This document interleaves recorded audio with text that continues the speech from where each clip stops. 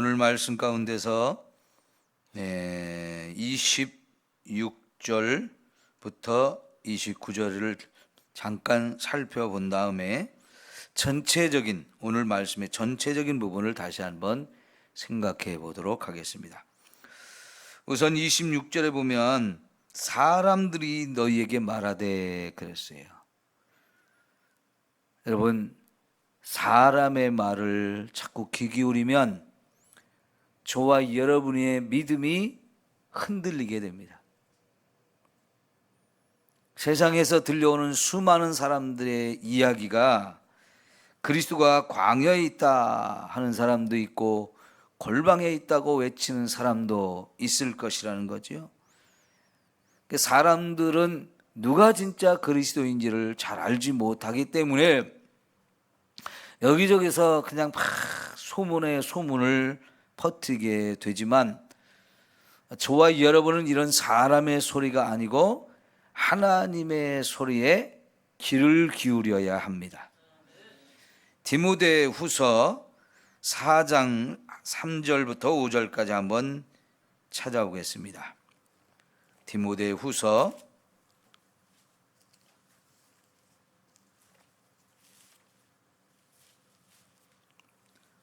4장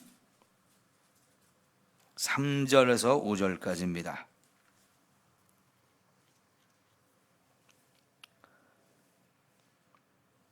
때가 이르리니 사람이 바른 교훈을 받지 아니하며 귀가 가려워서 자기의 사욕을 따를 스승을 많이 두고 그 길을 진리에서 돌이켜 허탄한 이야기를 따르리라. 그러나 너는 모든 일에 신중하여 고난을 받으며 전도자의 일을 하며 내 직무를 다하라. 아멘. 여기 때가 이를 것이다 그러는데 이게 종말의 때를 말하는 겁니다. 이런 종말이 되면 사람이 바른 교훈은 받지 않고 귀가 가려워서 자기의 사욕을 따를 스승을 많이 두게 된다 그랬습니다. 바른 교훈은 하나님의 말씀이죠. 이 하나님의 말씀을 받지 않게 되고 자기 사욕을 쫓을 만한 스승을, 사람을 잡고 사람의 이야기에 귀를 기울인다는 겁니다. 그래서 4절에는 이것을 귀를 진리에서 돌이켜 허탄한 이야기를 따르게 된다 그랬습니다. 진리에서 돌이켜서 허탄한 이야기를 따르는 것이 아까 우리가 보았던 마태복음 24장의 26절 말씀과 같은 얘기지요. 사람들이 그리스도가 여기 있다고 저기 있다고 자꾸 떠들어대는 소리에 귀를 기울이면 망하게 되어집니다. 우리는 그래서 바른 진리를 추구하고 이 진리의 교훈들을 받기 위해서 여기에만, 하나님의 말씀에만 귀를 기울이고 집중해야 할 줄 믿습니다. 자, 그 다음에 거기 밑에 28절 보면 주검이 있는 곳에는 독수리들이 모일 것이니라 그랬어요. 시체가 있으면 그 시체를 파먹기 위해서 대머리 독수리라는 게 있어요. 독수리 가운데서 머리가 싹 벗어져 있는 이런 독수리는 꼭 시신에만 달라붙어서 죽은 고기, 썩은 고기를 뜯어먹고 살게 되어지는데요. 이렇게 시신이 있으면 거기에 사방에서 이런 검은 대머리 독수리들이 날아와 가지고 이것을 막 뜯어먹는 그런 모습을 예수님이 지금 말씀하고 있는데, 마지막으로 이 이야기를 하셨어요. 이 말씀의 의미가 어떤 의미일까를 우리가 잘 생각해 봐야 되는데요. 이것은 제가 AD 70년에 로마가 예루살렘을 완전히 짓밟은 이야기를 여러 번 지금 계속하고 있습니다만은 이게 예수님이 돌아가시고 40년 후에 이루어진 일이라고 그랬죠. 그때도 한번 이런 현상이 있었다라고 봐야 되는데, 지금 예루살렘 성에 살고 있는 사람들은 죄인이 가득해요. 물론 거기에도 하나님을, 예수님을 잘 믿는 의인이 있습니다. 그래서 예수님은 이 환난의 때가 오면 빨리 산으로 도망가라는 이런 말씀을 주셔서 예수님의 이 말씀을 들은 사람들이 빨리 산으로 도망갈 기회를 주셨고, 그 기회에 이제 그곳을 피해서 살아난 사람들이 이제 예수 믿는 사람들이었거든요. 그리고 이제 그 안에 멸망당할 사람들이 가득 들어있는데, 그곳에 로마의 군대가 확 벌떼같이 몰려와서 몇 겹으로 에워싸이는 모습, 그 모습을 의미한 거라고 볼 수도 있어요. 그러니까 이 멸망시킬 사람들, 멸망시키기 위해서 하나님이 보내신 이 대머리 독수리와 같은 이런 것들이 확 몰려들듯이 로마의 군대가 둘러와서 사방으로 둘러싸워 있는 그런 모습을 우리가 확인해 볼 수 있고요. 이건 더 나가서 예수님의 재림의 날에 이제 예수님이 재림하면서 천사들을 데려온다고 그랬잖아요. 근데 그 천사들을 보내서 사방에서 택한 백성들을 불러 모은다는 말씀을 하셨지만, 천사들이 그 일만을 하는 게 아니에요. 천사들은 죽어야 될 사람들을 향해서 하나님, 예수님이 보내셔가지고 그 멸망당할 사람들에게 마치 독수리가 하늘로부터 쫙 날아오듯이 이 멸망당할 자들에게 착 천사들이 가서 그들을 멸망시키는 상황을 예수님이 설명한 것이라고도 볼 수 있습니다. 이 죽음이 있는 곳이란 얘기는 하나님의 심판을 받아 마땅한 곳, 하나님의 멸망을 예정한 곳이라고 볼 수가 있는데요. 자, 예를 들면 어떤 범죄자들이 있다고 신고를 하거나 발견이 되면 바로 누가 출동합니까? 경찰이 출동을 하죠. 그래서 거기 있는 사람들 싹 잡아가 가지고 심각한 벌을 받게 이렇게 만들듯이, 여러분, 하나님께서 마지막 날에 천사들을 멸망받아 마땅한, 심판받아 마땅한 사람들에게 보내셔서 이런 것을 멸망시키고 심판하시는 이런 무서운 일이 있을 것을, 이렇게 죽음이 있는 곳에 독수리가 모인다는 이런 표현을 하신 거라고 볼 수 있어요. 성도 여러분, 이 마지막 때가 될수록 저와 여러분은 우리가 어느 곳에 있어야 할 것인가를 잘 생각해야 돼요. 네? 멸망당할 사람들이 있는 곳에 우리가 있어서는 안 되겠죠. 네? 죄악을 범하는 사람들과 함께 있어서는 안 돼요. 시편 1편의 첫 부분에 나오는 복이 있는 사람은 누구와 함께 하진 않는 거예요? 악인이나 죄인이나 오만한 자와 함께 해서는 안 돼요. 그게 진짜 복 있는 사람이에요. 이단과 함께 있어서도 안 되는 거죠. 우리 옛 시조에 이런 식구가 있어요. 까마귀 노는 곳에 백로야 가지 마라, 이런 식기가 있어요. 네, 까마귀들이 노는 곳에는 백로가 가면 안 되겠다는 얘기예요. 그래서 조선시대의 선비들이 정말 죄를 짓고 여기 정치 다툼을 하고 서로 못 죽여서 파당을 지어가지고 막 서로 죽이려고 난리를 피는 이런 것에 물들지 말고 독야청청하라 하는 이런 의미가 되겠는데요. 이것이 바로 말세를 살아가는 우리 성도들의 삶의 자세가 되어야 합니다. 죄에 물들지 아니하고 거룩하게 우리가 살기 위해서 몸부림치는 이런 삶이 되어질 때, 이 마지막 시대에 하나님의 구원의 은혜를 저와 여러분이 끝까지 누리게 되어질 줄 믿습니다. 자, 이제 15절부터 28절까지를 보았는데, 여기에 큰 주제가 큰 환난이었어요. 이 큰 환난이라는 것을 하나님이 왜 이렇게 세상에 허락하시는가 하는 거거든요. 여러분, 이 환난을 예수 믿는 사람들이 경험할까요? 경험하지 않게 하실까요? 오늘 읽었던 전체적인 내용을 보면 여기서는 분명히 예수 믿는 저와 여러분들도 그런 환난을 통과하게 되어 있어요. 환난을 경험한다는 얘기예요.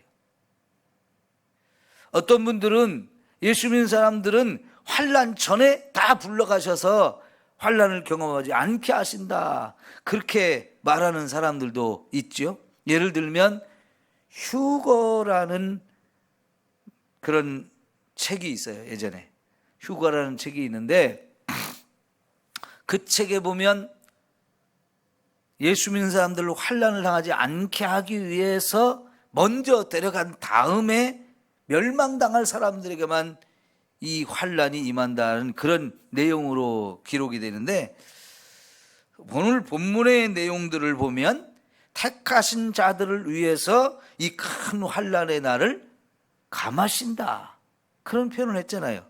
그러면 이런 얘기를 보면 결국은 예수 믿는 사람들도 환난을 경험할 수밖에 없다는 얘기지요. 자, 그래서 어쨌든 이런 큰 환난이 세상에 임하는 하나님께서 허락하시는 그 이유들을 우리가 좀 생각해 볼 필요가 있는데, 첫째는 죄인을 심판하기 위한 것입니다. 그러니까 죄에 대해서 하나님 무섭게 심판을 하시는 분이기 때문에 죄인들을 심판하시는데, 이러한 심판은 살아있는 동안에도 심판을 겪는 것이고요, 죽은 다음에도 심판을 겪는데, 살았을 때 겪는 이 심판도 죽은 다음에 지옥에서 겪는 심판에 비슷할 정도로, 버금갈 정도로 무섭고 끔찍한 이런 환난을 예수를 믿지 않고 멸망당할 사람들이 이 땅에서도 살아있는 동안에도 경험하게 하시는 거죠. 여러분, 죄라고 하는 것이 얼마나 무서운 결과를 우리에게 가져다 주는지를 우리가 알아야 돼. 두 번째로 하나님께서 이렇게 무서운 환난을 허락하시는 이유는 사람들을 깨닫게 하는 도구로 환난을 사용하시는 거죠. 여러분, 탕자의 경우를 한번 생각해 보세요. 아버지의 품을 떠나서 아버지의 유산을 미리 달라고 해가지고 먼 길로 갔는데, 여러분, 거기서 그가 환난을 당하지 않았으면 돌아왔을까요? 사는 것이 신나고 재미있고 그것만 계속 진행되어지고, 그래서 가지고 간 돈을 가지고 또 자꾸 사업을 벌여도 잘 되고 형통하고 그랬으면 이 탕자가 아버지 집으로 돌아왔을까요?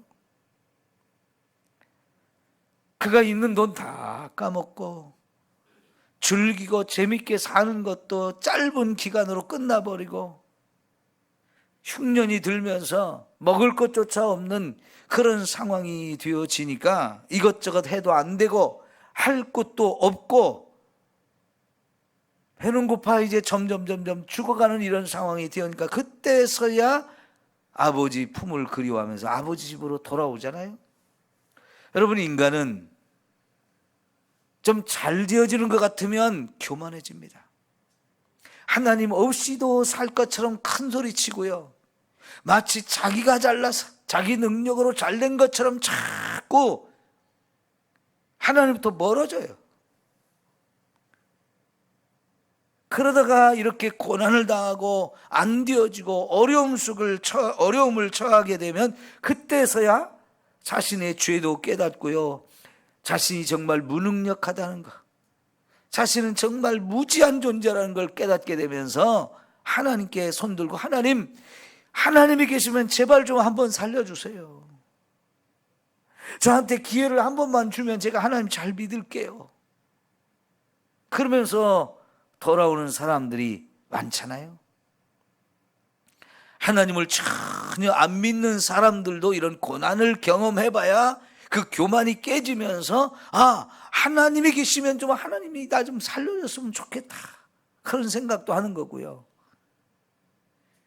믿다가 믿음이 약해지며 세상 것에 자꾸 마음 빼앗기고 다른 길로 갔던 사람들, 믿음이 연약해진 사람들도 이런 고난을 경험해봐야 정신이 번쩍 나서 아이고 하나님 잘못했습니다, 이렇게 되잖아요.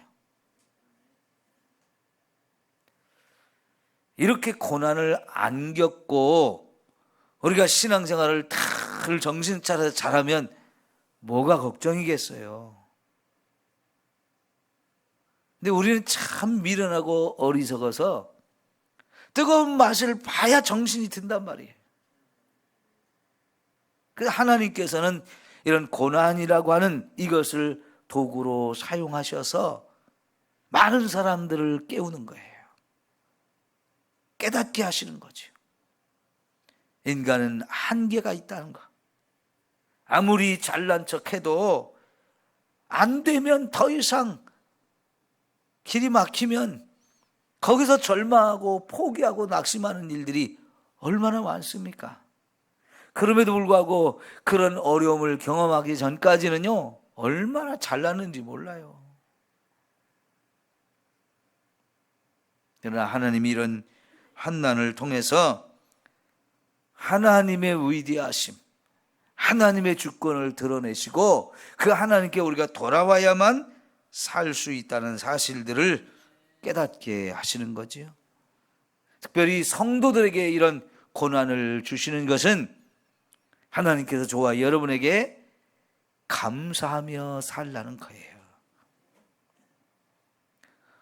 우리가 감사를 잃어버리면 모든 것이 당연한 줄 알고 살아요. 여러분, 우리가 두 다리가 멀쩡해서 걸어 다니는 게 당연한 일입니까? 두 눈을 가지고 이렇게 다 보고 듣고 하는 이런 것들이 당연한 겁니까? 전혀 당연하지 않아요.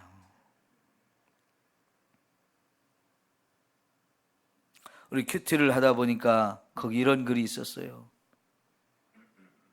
어떤 목사님이 머리가 정말 좋아가지고요, 언어를 잘 습득하는 능력이 있어가지고 정말 히브리어, 헬러 이런 굉장히 어렵거든요, 공부하기가. 저도 공부를 하긴 하지만은 조금 아는 거예요. 조금. 근데 그런 능력이 탁월해가지고 히브리어, 헬라어 막 정말 잘하시고 영어도 잘하시고 독일어도 잘하시고 막, 그래서 미국에 유학을 갔대요. 여기서 언어 준비를 다 해갖고 가면 외국에 가서 진짜 공부하기가 쉽거든요. 그런데 그 언어 능력이 떨어지는 사람은요, 유학을 가서도 그 언어를 배우는 데만 시간이 너무 많이 걸려요. 그러니까 유학 가도 빨리 끝내야 이게 돈도 덜 들고 고생도 덜 하고 이러는데, 그 목사님은 정말 미국에 가서도 언어를 다 준비하고 갔으니까 얼마나 쉬웠겠어요. 승승장구 할 줄 알았는데 뇌출혈이 왔는데 언어를 담당하는 부분에 탁 뇌출혈이 생긴 거예요. 그러니까 언어가 그동안 습득했던 그 많은 언어들을 다 잃어버린 거예요. 그 공부를 중간에 포기하고 돌아올 수밖에 없었어요. 그래서 이렇게 강단에 서서 설교를 하는데도 조금 전에 한 얘기를 벌써 잃어버리는 그 정도 수준이었다는 거예요. 그래서 주변에 있는 사람들이 너무 안타까워하고 염려를 많이 하는데, 오히려 그 목사님이 하나님께 감사하는 게 뭐냐면, 내가 전에는 내가 가진 그 능력에 의해서 내가 습득한 그런 지식과 언어와 이런 것들을 의지하고 살았는데 이제는 그거 다 하나님 걷어가셔가지고 오직 하나님 한 분만 의지하고 산다고, 그래서 감사하다고 얘기를 하더라는 거죠. 여러분, 사람이 자랑할 게 없어요. 우리가 이 세상에 지금 살고 있는 모든 것이 다 하나님의 은혜로 됐다는 걸 생각하면서 이런 어려움을 겪을 때 정말 우리는 하나님께 감사하지 않을 수가 없어요. 이만큼이라도 남겨두신 것, 이만큼이라도 살게 하신 것 감사하다. 그동안 내가 정말 많은 걸 누리면서도 감사할 줄도 모르고 그렇게 교만해가지고 살았는데, 그러면서 신앙생활을 더 잘하게 되어지죠. 우리는 고난을 통해서 저와 여러분이 다듬어지고 변화되고 낮아지고, 그래서 오직 하나님 한 분만 있으면 됩니다, 이런 믿음으로 살게 되어지는 거지요. 그리고요, 마지막으로 여러분, 고난이 온다고 우리가 크게 두려워하지 않아도 되는 것은 뭐냐면, 고난이 오면 하나님은 성도들에게 더 큰 은혜와 더 큰 사랑을 부어주셔요. 특별한 은혜들을 부어주신다는 얘기죠. 여러분, 마치 뭐와 같으냐면 출애굽을 할 때 애굽에 10가지 재앙을 내렸잖아요. 그 10가지 재앙 중에서 하나님께서는 자기 백성들도 애굽에 살고 있기 때문에 거기 애굽에서 같이 그 재앙을 겪게 하신 것도 있고, 내 백성은 안 돼 하면서 그 자기 백성들한테는 고난을 조금도 내리지 않은 그런 부분도 있어요.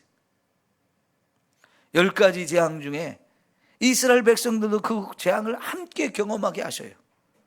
그러나 어떤 재앙들은 애굽의 백성들한테만 내리고 하나님의 백성, 이스라엘 백성들에게는 그 재앙을 경험하지 않게 하시는 것도 있잖아요. 그리고 마지막 재앙을 보면 그곳에 살고 있던 모든 사람들의 장자와 그들이 기르는 가축의 장자들도 다 죽이는데, 여러분, 이스라엘 백성에게만 살 길을 열어주셨죠. 살 방법을 가르쳐 주셨잖아요. 그와 같이 여러분, 성도들도 이 땅에 같이 죄인들과 함께 어울려 살기 때문에, 그리고 우리도 이 땅에 살면서 또 죄를 짓잖아요. 그러니까 이런 부분에 대해서 고난을 같이 받게 하시지만, 그러면서도 또 이 고난 속에서 우리가 멸망하지 않고, 이 고난 속에서 믿음 버리지 않고 살게 하려고 하나님이 특별한 은혜들을 저와 여러분에게 부어주신다는 얘기예요. 그래서 이런 고난을 견디게 하고 죄로부터 자신을 보호하고 거룩하게 살게 하시는 이 하나님의 은혜, 그래서 자꾸 우리를 까불러 가지고 여러분, 알고는 안쪽으로 들어오게 하고 쭉정이는 다 날아가게 하는 이런 은혜를 하나님이 베푸시는데, 그러나 여기서 한 가지 더 저와 여러분이 조심해야 될 것은, 나는 이제 하나님 택한 백성이니까 됐어 하면서 자만하면 안 되는 거예요. 방종하면 안 되는 거예요. 하나님이 그렇게 사랑을 베푸시고 은혜를 베풀어 주셔도 그걸 깨닫지 못하고 거기에 순종하지 못하고 엉터리로 신앙생활하는 사람들이 얼마나 많습니까? 예?